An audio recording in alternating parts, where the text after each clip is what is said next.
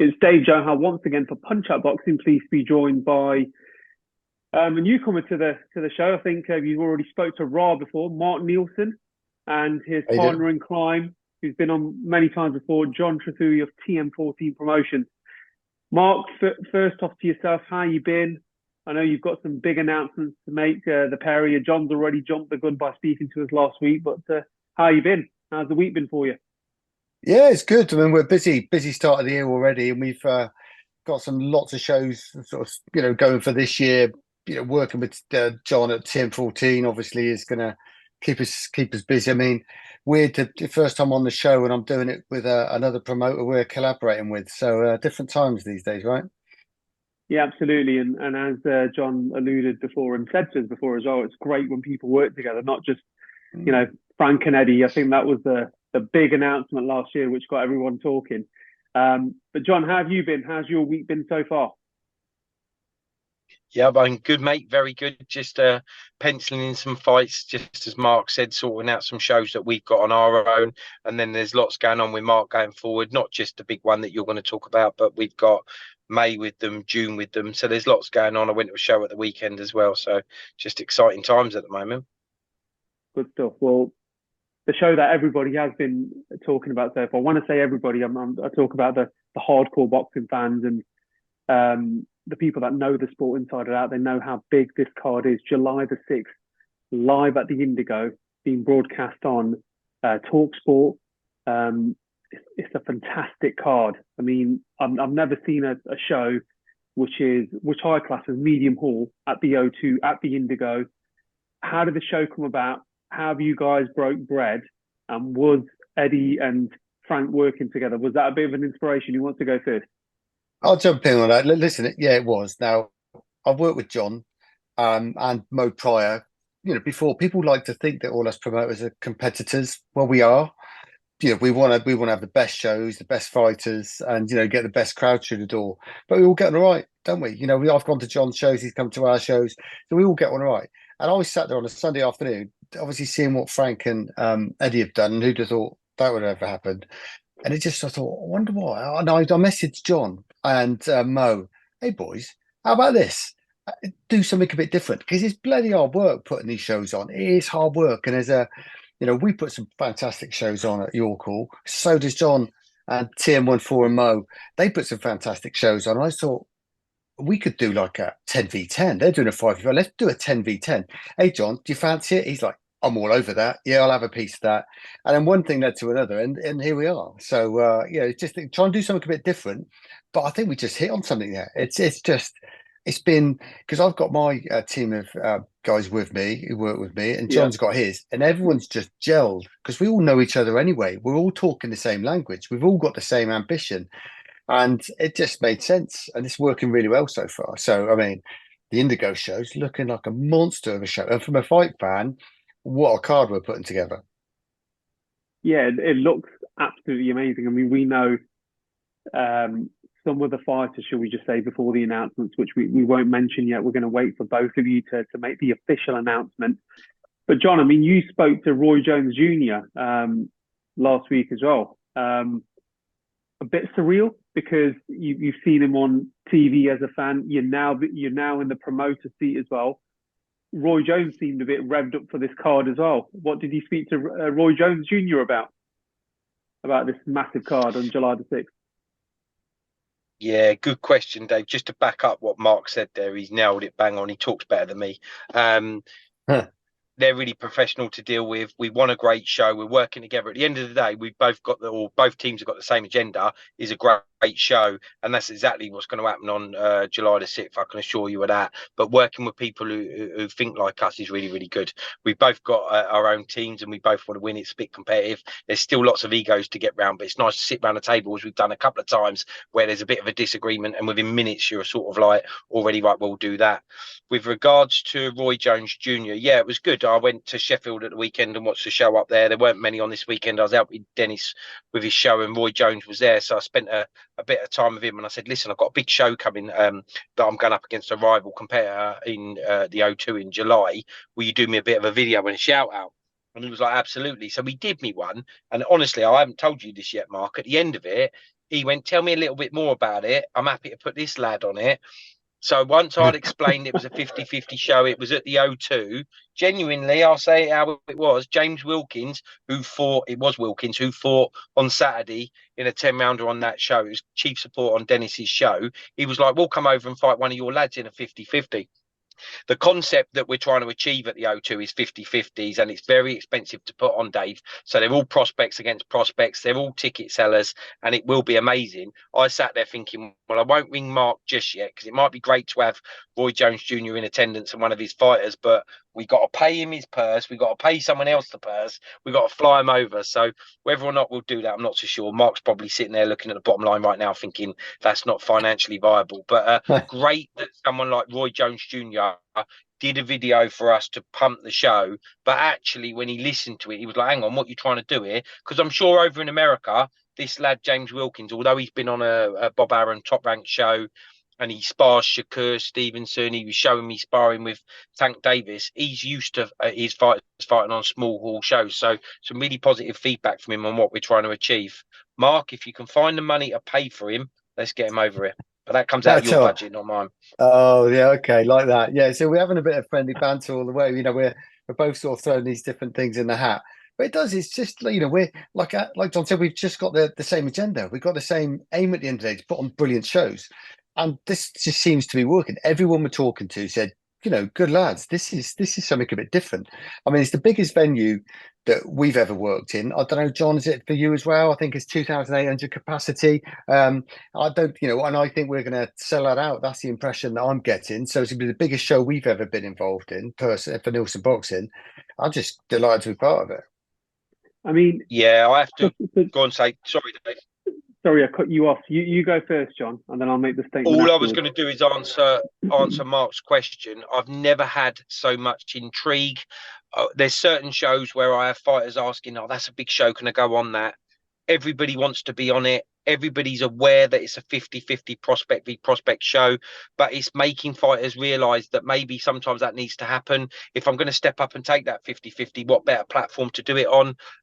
We won't share it on here now, but we're going to have some big announcements in the next couple of weeks around how we launch it, with a bit different sort of like press conference, which hopefully will make the fighters happy and generate a bit of interest. As Mark's mentioned, getting these videos with Mark's got a lot of contacts in the sport that are good fighters and good names, and ex-fighters equally we have as well. So we're going to try and get one up on each other with who can sort of like support each team and come along on the night. I'm starting off with Roy Jones Jr. If you can beat that, then I'll doff my cap. But I've already got challenge, a couple up my sleeve.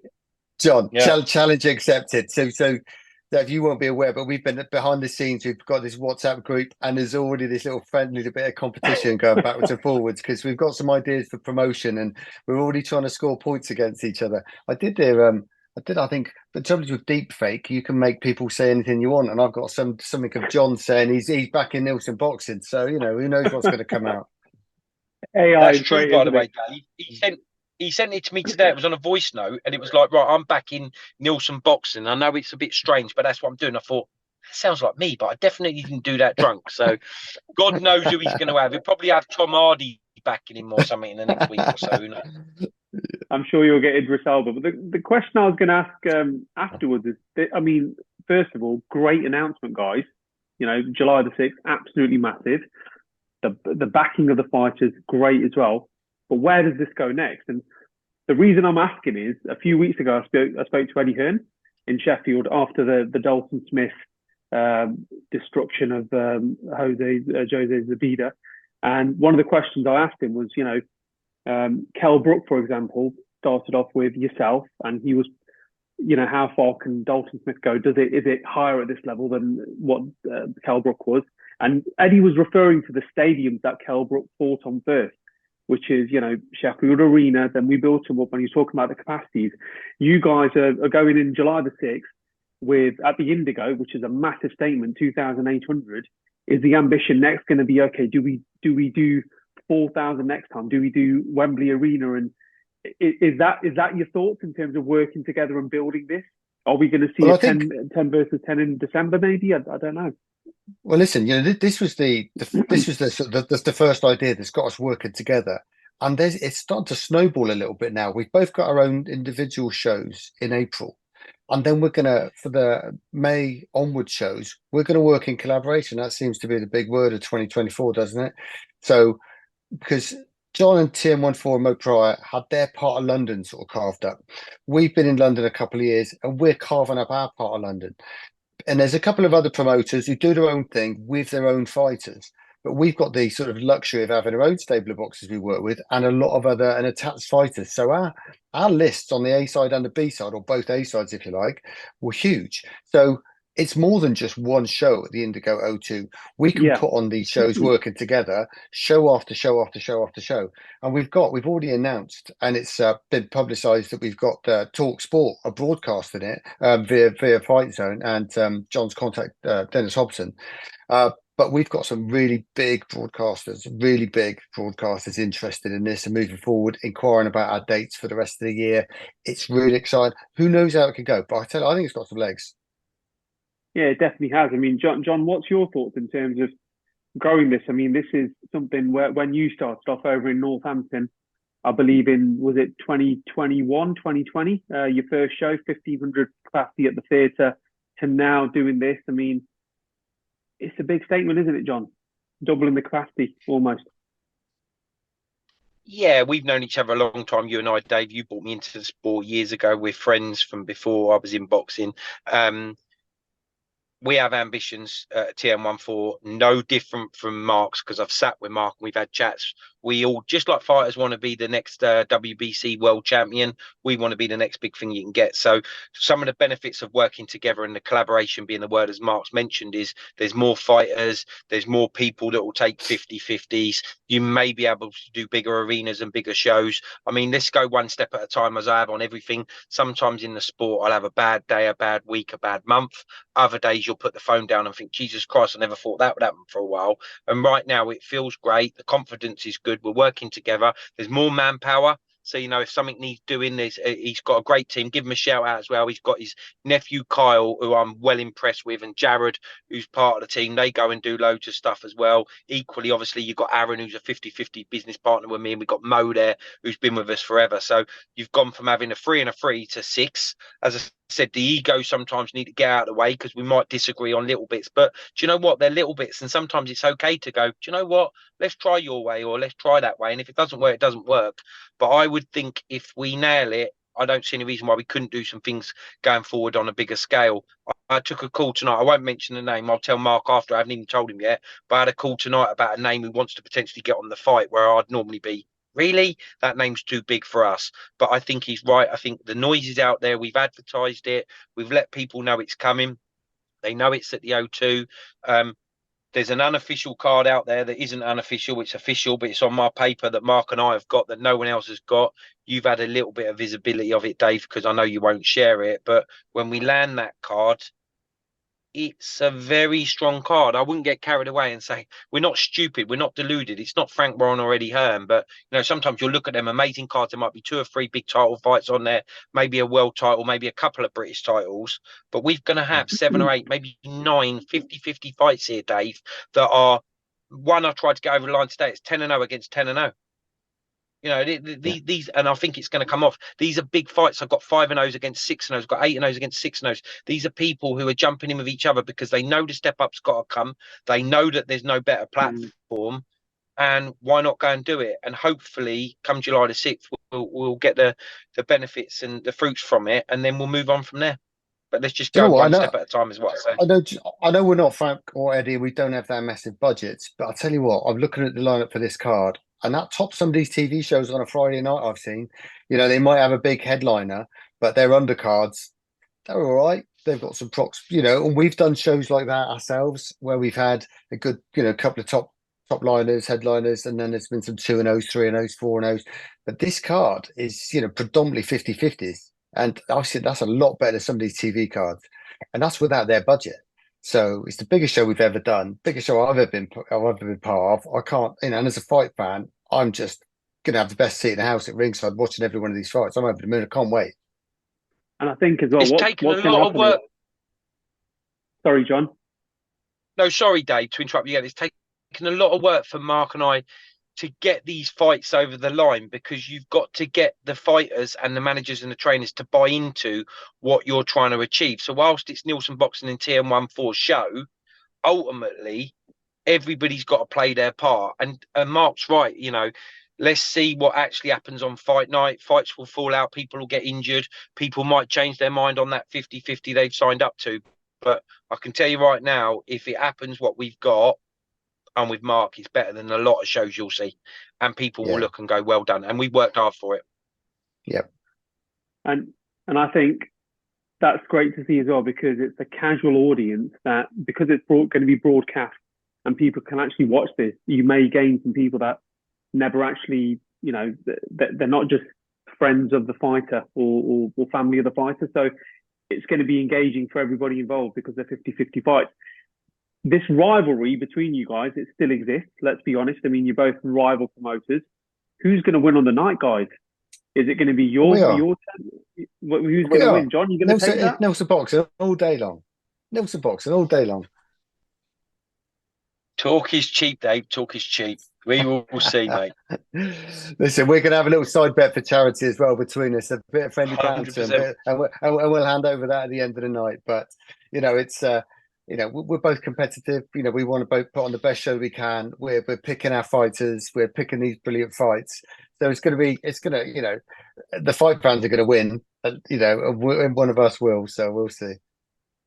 No, it'd be good. It'd be good to I see do think Dave winning or losing on the day. It'll be great to see that. Who's got egg in their face at the end of it.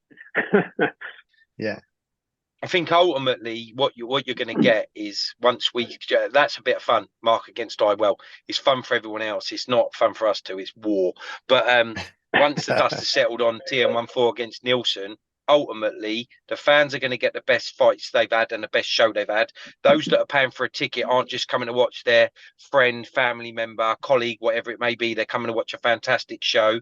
The lads fighting and ladies will be on a platform that is that good that potentially they may get the exposure that moves them on. So whilst we don't want to lose fighters, there is a pecking order. And we've mentioned Frank and Eddie, Sky Sports, another one, Channel 5. But do you know what? Some of these fights, the winners literally won't have to bash anyone's door down. They'll be getting their door bashed down to go on their shows.